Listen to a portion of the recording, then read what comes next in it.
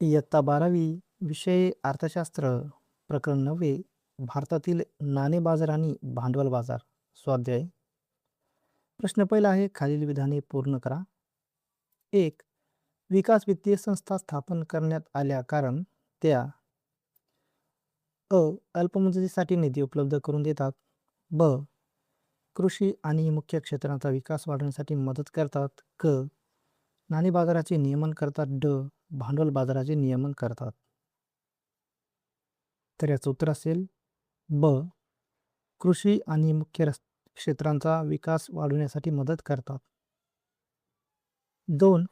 नाणे बाजारातील निधीच्या कमतरतेचे कारण डॅश हे आहे.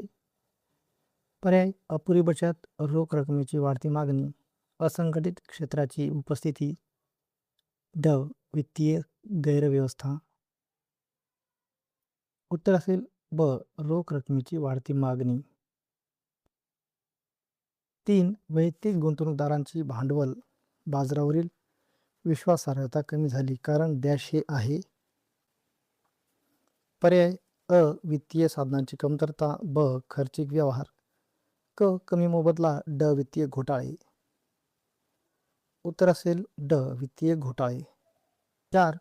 वित्तीय व्यवस्थेत व्यापारी बँका मध्यस्थ म्हणून काम करतात कारण डॅश. पर्याय: नफा कमवणे, देशाच्या आर्थिक वृद्धीचा वेग वाढविणे, बचती गतिमान करणे आणि उत्पादक गुंतवणुकीसाठी वाटप करणे, पत नियंत्रण करणे. उत्तर असेल क. बचती गतिमान करणे आणि उत्पादक गुंतवणुकीसाठी वाटप करणे. प्रश्न दुसरा आहे, सहसंबंध पूर्ण करा. 1. नाणे बाजार अल्पकालीन निधी तर भांडवल बाजार दीर्घकालीन निधी. 2. भारतीय रिझर्व्ह बँक मध्यवर्ती बँक तर भारतीय स्टेट बँक व्यापारी बँक. 3. सहकारी बँक स्थानिक बँकर्स तर असंघटित क्षेत्र संघटित क्षेत्र. 4. प्राथमिक बाजार नवीन रोखे तर दुय्यम बाजार जुनी रोखे. प्रश्न तिसरा आहे, खालील पर्यायामध्ये विसंगत शब्द ओळखा. 1. बँक खात्याचा प्रकार बचत खाते, डीमॅट खाते, आवर्त ठेव खाते, चालू खाते, डीमॅट खाते. 2. अनियंत्रित वित्तीय मध्यस्थ म्युच्युअल फंड, निधी, चिट फंड, कर्ज कंपन्या, म्युच्युअल फंड. 3.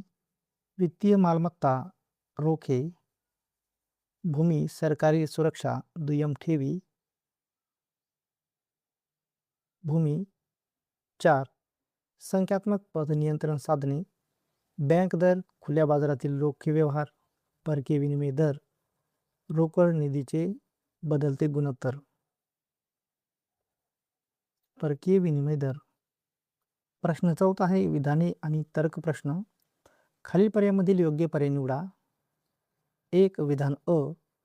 नाणे बाजारामुळे रोख रकमेचा वापर काटकसरीने होतो. तर्क विधान ब.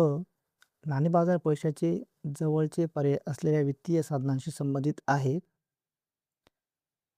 तर मित्रांनो, याचं उत्तर असेल 3. दोन्ही विधाने अ आणि ब सत्य असून ब विधान हे अविधानाचे बरोबर स्पष्टीकरण करते. 2. विधान अ. प्रादेशिक स्टॉक एक्सचेंजमध्ये व्यापाराच्या प्रमाणात घट झालेली आहे. तर्क विधान ब. गुंतवणूकदार बॉम्बे भाग बाजार, नॅशनल भाग बाजार यासारख्या मुख्य भाग बाजारामध्ये रोख्यामध्ये गुंतवणूक करण्यास प्राधान्य देतात. पर्याय आहेत 1, 2, 3, 4. तर यामधील योग्य असेल पर्याय क्रमांक 3. दोन्ही विधाने अ आणि ब सत्य असून ब विधान हे अविधानाचे बरोबर स्पष्टीकरण करते. 3. विधान अ. नाणे बाजारातील असंघटित क्षेत्रात पारदर्शकतेचा अभाव आहे. तर्क विधान ब. असंघटित क्षेत्रातील प्रक्रिया प्रामुख्याने ग्रामीण भागाशी निगडीत आहे. पर्याय 1, 2, 3, 4. तर यामधील योग्य असेल पर्याय क्रमांक 4. दोन्ही विधाने अ आणि ब सत्य असून ब विधान हे विधान अ चे योग्य स्पष्टीकरण नाही. 4. विधान अ. व्यापारी बँकेअंतर्गत परकीय विनिमय व्यवस्थापन व नियंत्रण केले जाते. तर्क विधान ब. भारतीय रिझर्व्ह बँकेला अधिकृत विनिमय दर कायम ठेवणे व त्याची स्थिरता टिकवावी लागते. पर्याय 1, 2, 3, 4. तर या पर्यायातील योग्य पर्याय असेल 2. विधान अ असत्य आहे पण तर्क विधान ब सत्य आहे. प्रश्न 5 आहे. खालील उदाहरणांच्या आधारे संकल्पना ओळखून ती स्पष्ट करा. 1. रघुचे वडील त्यांचे पैसे नियमितपणे भाग आणि बंधपत्रामध्ये गुंतवितात. संकल्पना भांडवल बाजार. स्पष्टीकरण. भांडवल बाजारात दीर्घकालीन निधीसाठी समभाग आणि रोखे यामध्ये गुंतवणूक केली जाते. रघुचे वडील भाग बंधपत्रामध्ये गुंतवणूक करत असल्यामुळे हे भांडवल बाजाराचे उदाहरण आहे. 2. सारा व तिच्या मैत्रिणी दरमहा वर्गणी देऊन निधी तयार करतात व चिठ्ठी पद्धतीने रक्कम दिली जाते. संकल्पना चिट फंड. स्पष्टीकरण. चिट फंड ही अशी पद्धत आहे ज्यात सदस्य नियमित पैसे जमा करतात आणि ठराविक पद्धतीने एकाला रक्कम दिली जाते. ही असंघटित वित्तीय व्यवस्थेचा भाग आहे. 3. टीनाने 50,000 रुपये 1 वर्षासाठी बँकेत जमा केले. संकल्पना मुदत ठेवी. स्पष्टीकरण. मुदत ठेवी म्हणजे ठराविक कालावधीसाठी बँकेत ठेवलेली रक्कम. या ठेवींवर निश्चित व्याज मिळते आणि रक्कम कालावधी पूर्ण झाल्यावरच काढता येते. 4. बँक ग्राहकांना डीमॅट, लॉकर, इंटरनेट बँकिंग सुविधा देते. संकल्पना व्यापारी बँकांची सहाय्यक कार्य. स्पष्टीकरण. व्यापारी बँका केवळ ठेवी व कर्ज देत नाहीत, तर डीमॅट, सुरक्षित ठेव कप्पे, इंटरनेट बँकिंग यासारख्या विविध अतिरिक्त सेवा देतात. यांना सहाय्यक कार्य म्हणतात. प्रश्न 6 आहे. फरक स्पष्ट करा. 1. नाणे बाजार आणि भांडवल बाजार. नाणे बाजार अल्पमुदती निधीची देवाणघेवाण करणारा बाजार आहे, तर भांडवल बाजार दीर्घ मुदती निधीची देवाणघेवाण करणारा बाजार आहे. नाणे बाजाराचा साधारण कालावधी 1 वर्षापर्यंतचा असतो, तर भांडवल बाजाराचा कालावधी 1 वर्षापेक्षा जास्त असतो. नाणे बाजार तात्पुरत्या आर्थिक गरजा पूर्ण करतो, तर भांडवल बाजार गुंतवणूक व आर्थिक विकासासाठी उपयोगी असतो. नाणे बाजार कोषागार बिले, व्यापारी पत्रे ही साधने वापरली जातात, तर भांडवल बाजारामध्ये शेअर्स, रोखे, डिबेंचर्स ही साधने वापरली जातात. नाणे बाजारात जोखीम कमी असते, तर भांडवल बाजारात जोखीम तुलनेने जास्त असते. नाणे बाजारात तरलता जास्त असते, तर भांडवल बाजारात तरलता तुलनेने कमी असते. नाणे बाजारात परतावा कमी असतो, तर भांडवल बाजारात परतावा जास्त असतो. नाणे बाजार बँका व वित्तीय संस्था प्रामुख्याने सहभागी असतात, तर भांडवल बाजारात उद्योग, सरकार व गुंतवणूकदार सहभागी असतात. 2. मागणी ठेवी आणि मुदत ठेवी. मागणी ठेवी कधीही मागणी केल्यावर काढता येतात, तर मुदत ठेवी ठराविक कालावधीनंतरच काढता येतात. मागणी ठेवी निश्चित कालावधी नसतो, तर मुदत ठेवीचा निश्चित कालावधी असतो. मागणी ठेवीत व्याजदर कमी असतो, तर मुदत ठेवीमध्ये व्याजदर जास्त असतो. मागणी ठेवीत बचत खाते व चालू खाते यांचा समावेश होतो, तर मुदत ठेवीमध्ये एफ.डी व आर.डी यांचा समावेश होतो. मागणी ठेवीची तरलता जास्त असते, तर मुदत ठेवीची तरलता कमी असते. मागणी ठेवी व्यवहारासाठी उपयुक्त असतात, तर मुदत ठेवी बचत वाढविण्यास मदत करते. मागणी ठेवी पगारदार व व्यापारी वर्ग वापरतो, तर मुदत ठेवी निश्चित उत्पन्न मिळते. मागणी ठेवीत निधीवर त्वरित प्रवेश मिळतो, तर मुदत ठेवीमध्ये गुंतवणुकीसाठी उपयुक्त असतात. 3. नाणे बाजारातील असंघटित क्षेत्र आणि असंघटित क्षेत्र. सरकार व रिझर्व्ह बँकेच्या नियंत्रणाखाली संघटित क्षेत्र असते, तर असंघटित क्षेत्र सरकारी नियंत्रण कमी किंवा नसतेच. नाणे बाजारातील संघटित क्षेत्रात नियमबद्ध व शिस्तबद्ध कार्यपद्धती असते, तर असंघटित क्षेत्रात अनियमित व असंघटित कार्यपद्धती असते. नाणे बाजारातील संघटित क्षेत्रात व्याजदर नियंत्रित असतात, तर असंघटित क्षेत्रात व्याजदर जास्त व अनियमित असतात. संघटित क्षेत्रात पारदर्शकता जास्त असते, तर असंघटित क्षेत्रात पारदर्शकता कमी असते. संघटित क्षेत्र जोखीम कमी असते, तर असंघटित क्षेत्रात जोखीमही जास्त असते. संघटित क्षेत्रावर ग्राहकांचा विश्वास जास्त असतो, तर असंघटित क्षेत्रावर शोषणाची शक्यता जास्त असते.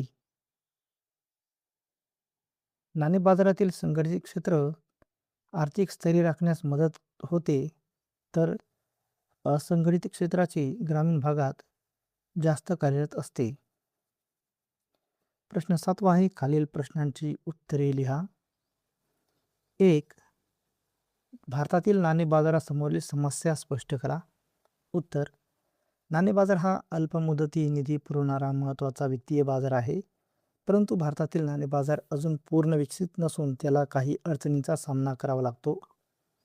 दुहेरी रचना: संघटित व असंघटित क्षेत्रामुळे समन्वयाचा अभाव, व्याजदरातील असमानता, विविध संस्थांमुळे वेगवेगळे दर, निधीची कमतरता, कमी बचत व कमी उत्पन्न, हंगामी चढउतार, कृषी व व्यापारावर अवलंबून मागणी बदलते, वित्तीय समावेशनाचा अभाव, ग्रामीण भागात बँक सुविधा कमी, तंत्रज्ञानाचा अभाव, आधुनिक साधनांचा कमी वापर, असंघटित क्षेत्राचे वर्चस्व, सावकारांचा प्रभाव जास्त, पारदर्शकतेचा अभाव, व्यवहार स्पष्ट नसतात. 2. व्यापारी बँकांची कार्य स्पष्ट करा. उत्तर: व्यापारी बँका या देशाच्या वित्तीय प्रणालीतील महत्त्वाच्या संस्था आहेत. त्या बचतदार व गुंतवणूकदार यांना जोडून अर्थव्यवस्थेच्या विकासात महत्त्वाची भूमिका बजावतात. 1. ठेवी स्वीकारणे. बचत, चालू व मुदत ठेवी स्वीकारतात. 2. कर्ज देणे. व्यक्ती व उद्योगांना कर्ज पुरवतात. 3. पतनिर्मिती. ठेवींवर आधारित नवीन पत निर्माण करतात. 4. निधी हस्तांतरण. NEFT, RTGS धनादेशाद्वारे पैसे पाठवतात. 5. सहाय्यक सेवा. ATM, internet banking, mobile banking. Agent म्हणून कार्य, बिल भरणे, विमा इत्यादी सेवा. परकीय चलन व्यवहार, विदेशी चलनाची देवाणघेवाण, सुरक्षित ठेव सुविधा, लॉकर सेवा देतात. 3. भारतातील भांडवल बाजाराची भूमिका स्पष्ट करा. उत्तर: भांडवल बाजार हा दीर्घ मुदती निधी उभारण्याचा प्रमुख स्रोत आहे. तो उद्योग, व्यापार आणि सरकारच्या आर्थिक विकासासाठी अत्यंत महत्त्वाचा आहे. 1. दीर्घकालीन निधी उपलब्ध करणे. उद्योगांना निधी मिळतो. 2. बचतीचे संकलन. लोकांच्या बचती गुंतवणुकीत रूपांतरित होतात. 3. समभाग भांडवल पुरवणे. कंपन्यांना भांडवल उभारता येते. 4. आर्थिक विकासाला चालना. उद्योग व पायाभूत सुविधा वाढतात. 5. गुंतवणुकीस प्रोत्साहन. गुंतवणूकदारांना संधी मिळते. 6. मूल्य निर्धारण. शेअर्स व रोख्यांचे योग्य मूल्य ठरते. 7. तरलता प्रदान करणे. गुंतवणूक सहज विक्रीयोग्य होते. समन्वय साधणे. बचतदार व गुंतवणूकदार यांना जोडतो. 4. भारतातील भांडवल बाजारासमोरील समस्या स्पष्ट करा. उत्तर: भारतातील भांडवल बाजार आर्थिक विकासासाठी महत्त्वाचा असला तरी त्याला अनेक अडचणींचा सामना करावा लागतो, ज्यामुळे त्याच्या कार्यक्षमतेवर परिणाम होतो. 1. वित्तीय घोटाळे. गुंतवणूकदारांचा विश्वास कमी होतो. Insider trading. गुप्त माहितीचा गैरवापर. किंमत गैरफेरफार. शेअर्सच्या किमती कृत्रिमरित्या बदलल्या जातात. कर्ज साधनांचा अभाव. रोखे व डिबेंचर्स कमी वापरले जातात. व्यापारात घट. काही बाजारामध्ये व्यवहार कमी झाले. माहितीचा अभाव. गुंतवणूकदारांना योग्य माहिती मिळत नाही. जागरूकतेचा अभाव. लोकांमध्ये गुंतवणूक ज्ञान कमी. तांत्रिक अडचणी. काही ठिकाणी आधुनिक सुविधा कमी. प्रश्न 8वा आहे. सविस्तर उत्तरे लिहा. 1. भारतातील नाणे बाजाराची भूमिका स्पष्ट करा. उत्तर: नाणे बाजार हा वित्तीय प्रणालीतील अत्यंत महत्त्वाचा घटक असून तो अल्प मुदती निधीची देवाणघेवाण करणारा बाजार आहे.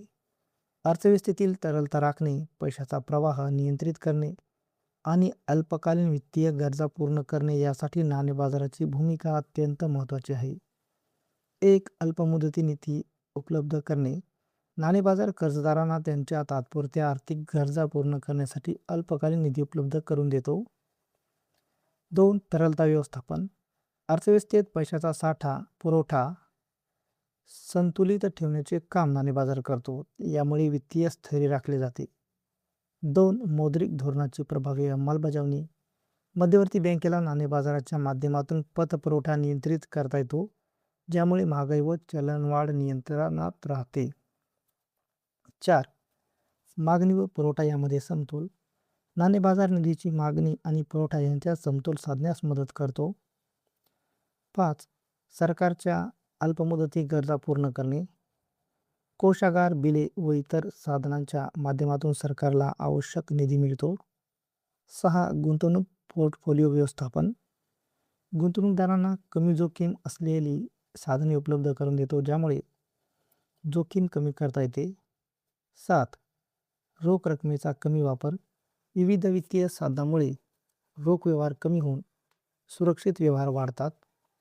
8. व्यापार व उद्योगांना चालना.